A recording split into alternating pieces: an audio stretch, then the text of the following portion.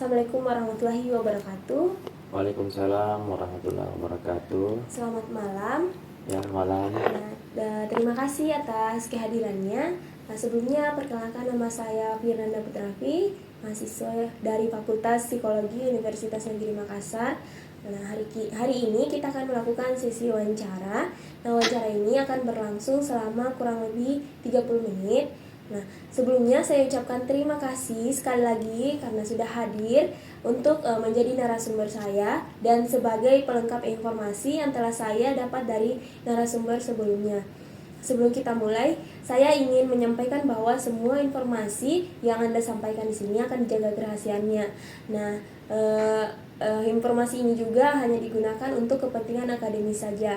Lalu saya juga ingin meminta izin untuk merekam selama sesi wawancara berlangsung dan juga izin untuk merekam dan juga memvideo untuk sebagai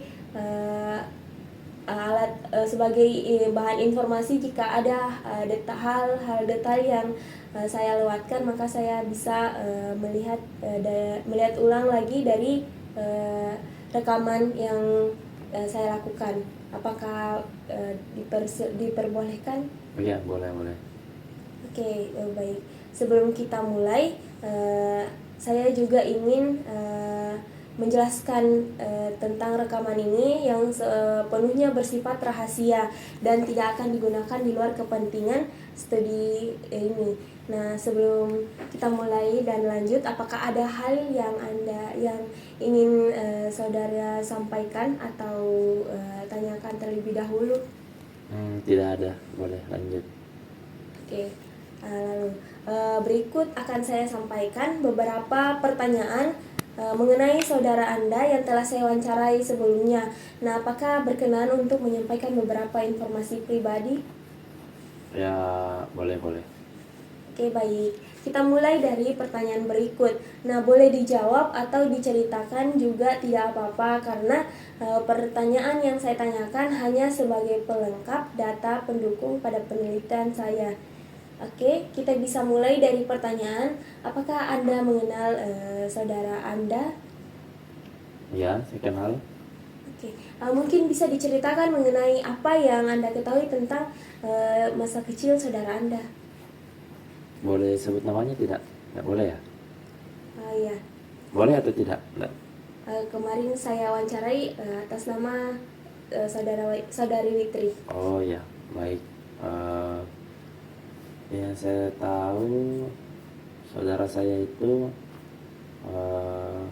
anak ketiga, adik saya tepatnya. Dulu masa kecilnya itu saya sama-sama di daerah. Kemudian waktu dia kuliah, saya sama-sama lagi di sini di Makassar. Setelah dia lulus kuliah, dia kemudian bekerja di Mamuju.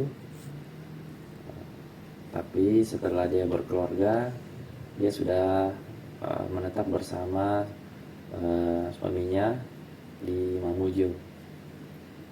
Ya, saya kira itu. Apakah saudara Anda pernah bercerita tentang masalah yang dihadapi oleh saudara Anda? Kalau masalah, sebenarnya sih ada beberapa masalah yang pernah dia ceritakan, tapi tidak semuanya saya ketahui apakah itu masalah yang sulit atau masalah yang telah dia lewati. Karena saya tahunya saudara saya ini sangat mandiri. Pernah, saya boleh bercerita sedikit? Iya, silahkan. Oh ya, pernah waktu dia masih kuliah itu di sini, saya rasa dia mengalami suatu masalah, tapi dia tidak bercerita karena kayaknya dia bisa menyelesaikan masalah itu dan dia melewatinya. Waktu itu kan dia ada kuliah pagi, tepatnya jam 8 pagi. Dia harus berada di kelas di kampusnya. Waktu itu hujan dari malam sampai pagi belum reda. Paginya dia harus berangkat ke kampus, tapi jalan yang dia lalui itu biasanya lancar, tapi pada waktu itu jalan tersebut macet karena banjir. Tapi dia tetap memaksakan diri untuk berangkat ke kampus. Jadi saya rasa masalah banjir, masalah di jalan itu tidak menjadi suatu penghalang untuk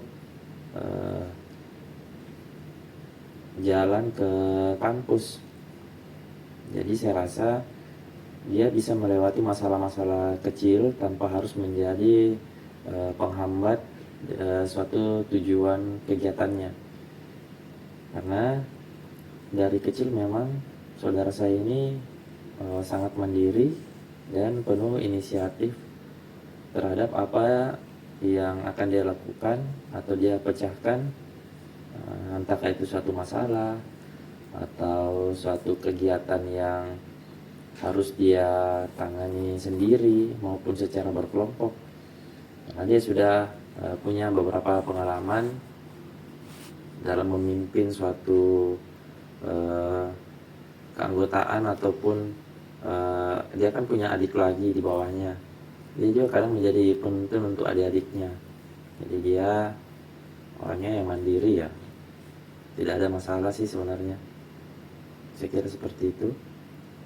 Oke, untuk dari pengalaman, dari cerita yang sudah Anda ceritakan soal saudara Anda tadi, apakah dengan menjadi pelindung untuk saudaranya juga, bagaimana untuk dirinya sendiri? Ya, kalau untuk saudara-saudaranya atau adik-adiknya, pernah sih dia lindungi adiknya sendiri. Pernah suatu ketika, saya masih ingat itu waktu masih SMP kayak itu atau SD. Nah, kebetulan di sekolah itu kan adiknya dia, adik saya juga, itu ada yang membuli. Nah, terus dia maju untuk melindungi adiknya itu. Dia maju sebagai pelindung dan membela. Dia bahkan berani pasang badan untuk siapapun yang berani mengganggu adiknya, mau itu adik kelasnya, teman setingkatnya ataupun kakak kelasnya, dia siap hadapi tanpa rasa takut. Dan dia tidak mengenal mau perempuan mau laki-laki, dia juga tetap bisa hadapi. Nah, itu adalah satu keberanian yang saya rasa dia miliki. Dan untuk masalah-masalah yang lain saya rasa dia bisa lewati juga, karena dari kecilnya memang saya kenalnya seperti itu. Dia orangnya mandiri dan penuh inisiatif ya. Terus tadi pertanyaan keduanya apa itu? Kalau untuk dari cerita yang sudah saudara ceritakan, di beliau itu melindungi orang yang ada di sekitarnya, orang yang mungkin juga yang dia sayangi. Lalu untuk bagaimana untuk dirinya sendiri, dari menurut Anda sebagai saudaranya? Kalau dirinya sendiri, dia sebenarnya dia memang mandiri. Tapi kalau untuk masalah pada dirinya sendiri, masalah pribadinya, dia kadang bercerita kepada kita, kepada saudara-saudaranya, kepada orang tua kita juga, untuk minta petunjuk, minta bantuan. Ini misalnya kayak gini, dia punya suatu problem atau suatu masalah, dia tidak akan sembunyikan, dia pasti komunikasi dulu ke orang tua atau ke kakaknya atau ke adiknya sekalipun. Dia minta pandangan lah, kira-kira yang saya lakukan ini benar atau sudah tepat, atau saya harus pelajari lagi. Nah, pernah satu ketika, kemarin juga baru terjadi, sebelumnya kan dia bekerja di salah satu kantor daerah pemerintahan, tapi karena kondisinya yang terus tidak memungkinkan dia untuk bekerja secara tepat waktu, makanya dia memilih untuk mengundurkan diri. Keputusan itu tidak langsung dia ambil, tapi dia lakukan komunikasi dulu ke kita, saudaranya, ke orang tua kita. Dia bertanya, saya mau mengundurkan diri dari tempat kerja saya sekarang ini. Terus kita cuman bisa kasih pandangan, kira-kira kalau kamu mengundurkan diri, rencana kamu ke depan kayak apa gitu. Sebenarnya kalau dari saya pribadi sih kemarin tidak melarang dan juga tidak mengarahkannya untuk langsung mengundurkan diri, tapi saya memberinya opsi atau pilihan pandangan. Misalnya kayak gini, kalau kamu mengundurkan diri, kamu sudah siap tidak menghadapi kondisi yang kemarin kamu ada kegiatan, terus ada penghasilan tetap, tiba-tiba semuanya berubah. Nah, itu yang harus dia pertimbangkan. Kedua, jika kamu tidak mengundurkan diri, maka keadaannya akan terbalik dan akan tetap seperti yang kemarin kamu lalui. Pergi pagi, pulang sore, begitu di hari-hari kerja berikutnya tetap sama, di tempat yang sama, menghadapi orang-orang yang sama. Jadi saya tidak melarangnya, saya cuma memberikan dia pandangan apakah kamu sudah siap untuk mengambil keputusan itu. Kemudian dia minta masukan lagi, minta pandangan dari salah satu saudara saya, yaitu masih kakaknya juga sih. Setelah itu dia minta pandangan lagi dari orang tua bagaimana, tapi orang tua juga tidak melarang dan tidak mendukung apa yang menjadi keputusannya, karena kita cuma bisa bantu dia semangat atau mendukung apa yang dia inginkan. Ternyata dia memilih tetap untuk mengundurkan diri.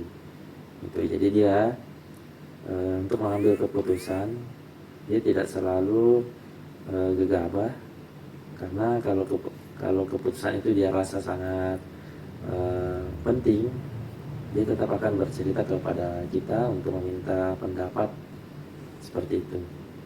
Jadi tidak ada masalah yang sangat serius. Semua masalahnya saya rasa dia bisa lalui dengan beberapa pertimbangan, apakah itu meminta masukan, bantuan dari saudara-saudaranya atau dari orang tua, atau dengan cara dia sendiri, yaitu dia lalui seperti itu. Jadi pribadi saudara Anda adalah terbuka untuk semua orang atau hanya kepada orang-orang terdekatnya saja atau keluarganya? Saya rasa kalau untuk terbuka kepada semua orang itu kayaknya dia itu objektif, dia tidak begitu terlalu mengekspos atau mengeluarkan apa yang sedang dia alami, terutama untuk masalah pribadinya, karena kita sebagai saudaranya saja tidak begitu tahu apa sebenarnya yang menjadi masalah seriusnya dia. Tapi terkadang juga misalnya masalah pekerjaan atau masalah keluhan kesehatannya, kadang juga dia cerita ke kita. Jadi saya rasa dia orangnya terbuka untuk lingkungan keluarga, tapi kalau untuk di luar saya rasa tidak gitu. Karena seandainya orang di luar semua tahu, pasti kalau ada masalahnya dia tidak langsung cerita ke kita, pasti dia langsung cerita keluar ke orang lain. Tapi selama ini yang saya kenalnya, dia pertama-tama sebelum dia ambil keputusan, dia tetap bercerita ke kita, ke saudaranya atau ke orang tua kita. Saya kira seperti itu. Oke, dari segi kesehatan saudara Anda, apa yang Anda ketahui soal kesehatan beliau. Bisa Anda ceritakan soal kesehatan saudara Anda? Oh iya, kalau masalah kondisi kesehatannya, sebenarnya dari kecil dia sudah mengalami beberapa kelainan, tapi sebenarnya kelainannya bukan kelainan yang jelek, cuman ada beberapa, katanya sih dari dokternya ada beberapa hormon yang produktivitasnya itu tidak biasa dengan orang-orang yang lain gitu. Nah itu yang mempengaruhi beberapa sikap dan pola hidupnya dia dari dulu hingga saat ini. Nah untuk mengendalikan ketergantungan terhadap obat ataupun kondisinya itu, makanya tiap beberapa periode, mungkin beberapa bulan sekali, dia melakukan kontrol ke dokter spesialisnya, yaitu di rumah sakit yang ada di kota Makassar ini. Tapi kesehatannya itu tidak begitu mengganggu aktivitasnya maupun kepribadiannya. Cuma ada beberapa waktu tertentu jika kesehatannya itu kurang dia bisa kendalikan, misalnya gejalanya kayak sesak nafas itu, nah di situ dia tidak bisa diajak ngobrol atau komunikasi karena dia juga bersusah payah untuk bernafas, apalagi untuk berbicara. Nah, di saat seperti itu kita tidak bisa terlalu mengajaknya untuk komunikasi, kita cuma cukup mengerti bahwa dia sedang mencoba melawan rasa sakit mungkin atau tidak enak badannya gitu. Kalau memang sudah dia tidak sanggup, biasa dia langsung minta untuk dibawa ke penanganan rumah sakit atau dokter. Tapi itu sudah jarang terjadi karena sejauh ini saya lihat kondisinya semakin membaik, tidak seperti waktu dulu, waktu kita belum tahu apa sebenarnya kondisinya, obatnya apa gitu. Sekarang dia sudah tahu apa yang harus dia lakukan, jadi dia bisa mengendalikan keadaannya. Kita juga sudah memahami karena kejadian itu sudah sering kita lihat waktu dulu. Saya kira seperti itu. Oke. Pernahkah saudara Witri mengalami masalah yang tidak dapat dilaluinya menurut dari persepsi Anda sebagai saudaranya beliau? Kalau masalah yang tidak dapat dia lalui, contohnya apa ya? Kayaknya semua masalahnya itu tidak begitu dia jadikan suatu penghambat. Buktinya saja dia dengan penuh percaya dirinya melakukan pengunduran diri di tempat kerjanya. Sebenarnya bagi saya itu suatu masalah sih bagi saya, karena sumber pendapatan kan dari pekerjaan. Dia dengan percaya dirinya mengundurkan diri karena merasa bahwa saya tidak cocok di tempat seperti itu. Nah, terus masalah kesehatannya, dia sudah mengetahui solusi ataupun pencegahan apa-apa saja yang terjadi jika suatu saat kondisinya misalnya sesak nafas. Dia tahu tuh dia harus bagaimana. Kalau misalnya dia lagi batuk, dia juga tahu tuh dia harus minum apa, dia tindakan apa yang harus dia lakukan. Jadi saya rasa untuk masalah-masalah yang mungkin orang umum ketahui bahwa itu merupakan suatu masalah, bagi dia itu tidak ada masalah karena dia sudah tahu cara mengatasinya. Dan apabila dia tidak dapat mengatasinya, dia biasa melakukan komunikasi atau konsultasi langsung ke ahlinya, misalnya ke dokter kalau masalah kesehatan.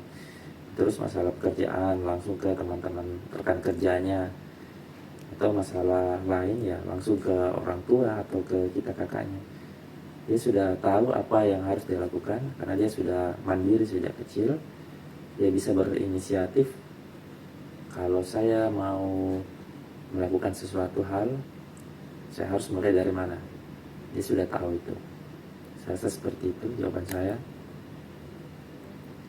Oke, tadi dijelaskan bahwa masalah-masalah yang dihadapi saudara Anda itu ketika saudara Anda sudah besar, mungkin bisa diceritakan yang Anda ketahui masalah yang sudah dialami oleh saudara Anda waktu beliau masih anak-anak atau masih anak kecil.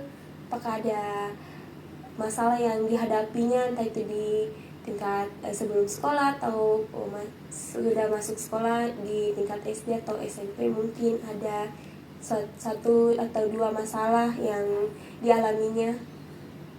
Kalau tuh sekarang sih enggak ada sih masalahnya, tapi waktu SD atau SMP saya kurang ingat, karena dia itu sebenarnya tidak ada masalahnya karena dia pintar bergaul dari kecil. Semua kalangan dia temani bergaul, mau teman sekolahnya, mau bukan teman dari satu sekolahnya, dia punya banyak teman karena dia orangnya terbuka. Kalau masalah-masalah tentang lingkungan keluarga, paling ya juga namanya anak-anak, mungkin masalah-masalah kecil, masalah sepele, tapi dia tetap tenang. Kan biasa tuh ada anak-anak jadi pendendam, atau dia tidak mau bercerita ke orang dekatnya, atau dia merasa curiga sama orang di sekitarnya sampai dia pendam. Tapi kalau saudara saya yang satu ini, dia terbuka orangnya. Apapun yang dia rasakan, biasa dia langsung cerita ke kita, ke kakaknya atau ke orang tua kita. Sekira seperti itu. Oke, setelah diceritakan soal masalah yang dihadapi oleh saudara Anda, lalu bagaimana cara saudara Anda itu mengatasi permasalahan tersebut?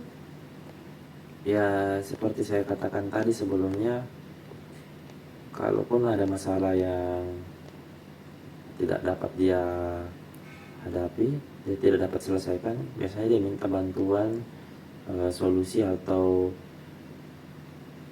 masukan dari kita, kakaknya atau orang tuanya ke kita dulu. Dia tidak langsung cerita keluar, tapi kalau dia tidak menemukan jawaban, dia pasti akan berusaha untuk menyelesaikannya sendiri. Pokoknya dia harus selesaikan, dan itu sudah dia lakukan dari dulu, dari sejak kecil. Dan bagusnya lagi, itu terbawa sampai di saat ini hingga dia dewasa, seperti itu. Oke, apakah ada perubahan perilaku atau interaksi apa yang pernah Anda lihat yang dilakukan oleh saudara Anda? Perubahan perilaku, kalau perubahan perilaku sih sebenarnya tidak ada, karena dia sebenarnya itu normal kayak kita.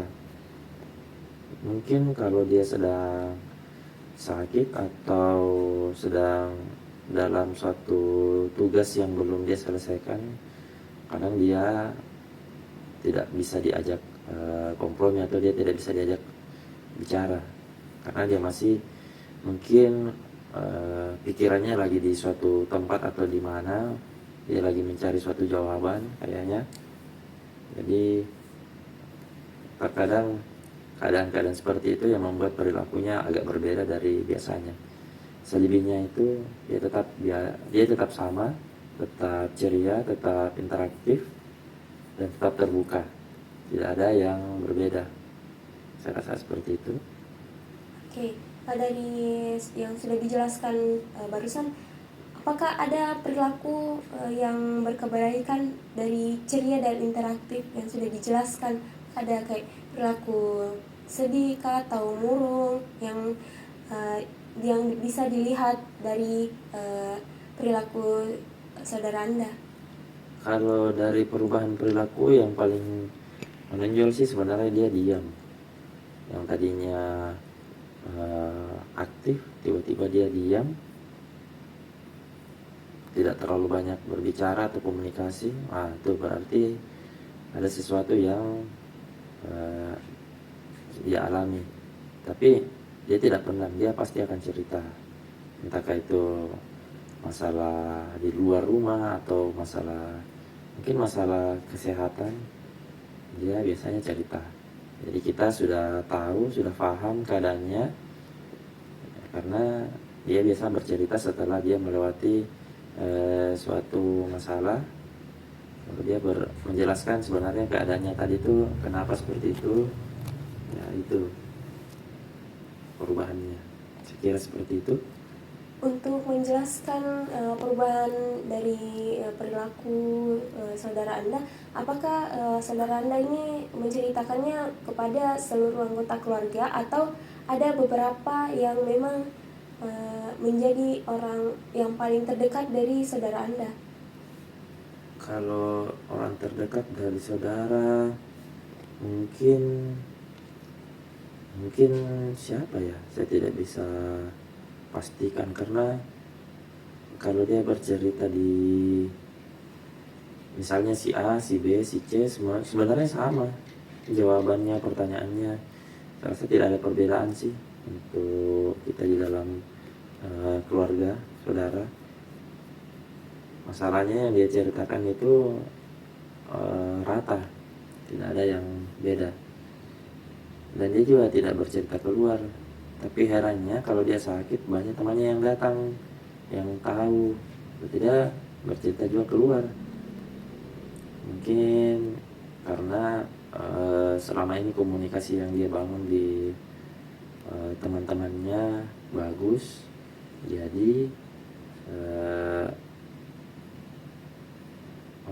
respon atau tanggapan dari teman-temannya itu juga sangat berpengaruh bagi dia dan sangat berharga. Makanya dia bisa mempercayai orang di luar untuk menceritakan apa sebenarnya yang tengah dia hadapi. Seperti itu. Oke, berbicara soal teman-teman saudara Anda, apakah ketika mungkin seperti teman-teman saudara Anda ini lagi pergi ke rumah untuk mungkin membesuk saudara Anda ketika mungkin lagi sakit atau mengalami kesehatannya lagi menurun, apakah ada informasi atau sebuah kabar atau mungkin saudara Anda pernah cerita ke temannya dan itu infonya tidak pernah sama sekali keluarga atau terutama Anda sebagai saudaranya mendengar soal kabar tersebut, entah itu kabarnya soal di lingkungan sekolahnya atau di luar dari lingkungan rumah? Saya rasa tidak ada. Semuanya itu tetap dia sampaikan ke kita di dalam rumah, karena dia orangnya itu tidak tertutup, dia itu orangnya terbuka. Tapi kalau untuk yang di luar, mungkin dia pilih-pilih mana yang bisa dia sampaikan, karena tidak semua temannya juga tahu. Cuman beberapa orang saja yang tahu apa yang kita ketahui dari dia, sama dengan apa yang disampaikan langsung dari temannya. Saya kira seperti itu. Oke, baik. Nah, dari semua pertanyaan sepertinya semuanya sudah terjawab dengan baik, alhamdulillah. Nah, terima kasih banyak atas waktu dan partisipasi saudara dalam wawancara ini. Semua informasi yang saudara bagikan itu akan sangat bermanfaat, sangat berharga, dan akan sangat membantu saya untuk memahami lebih dalam mengenai saudara Anda yang telah saya wawancarai sebelumnya. Nah, sebagai pengingat, segala informasi yang saudara sampaikan akan dijaga kerahasiaannya. Sebelum kita akhiri, apakah ada hal lain yang ingin saudara tambahkan atau mungkin sampaikan sebagai informasi tambahan yang sebelumnya tadi belum sempat disampaikan? Kalau informasi tambahan, saya rasa tidak ada, karena saya rasa yang paling mengetahui apa sebenarnya yang dia rasakan sebenarnya langsung dari dia sih. Kalau informasi yang dari saya mungkin sekilas apa yang saya lihat, tapi bukan apa yang saya rasakan. Gitu. Saya kira seperti itu. Oke, baik. Nah, terima kasih ya sekali lagi atas waktu dan kerjasamanya. Semoga segala urusan Anda itu lancar, dan sekali lagi terima kasih banyak. Wassalamualaikum warahmatullahi wabarakatuh. Waalaikumsalam warahmatullahi wabarakatuh.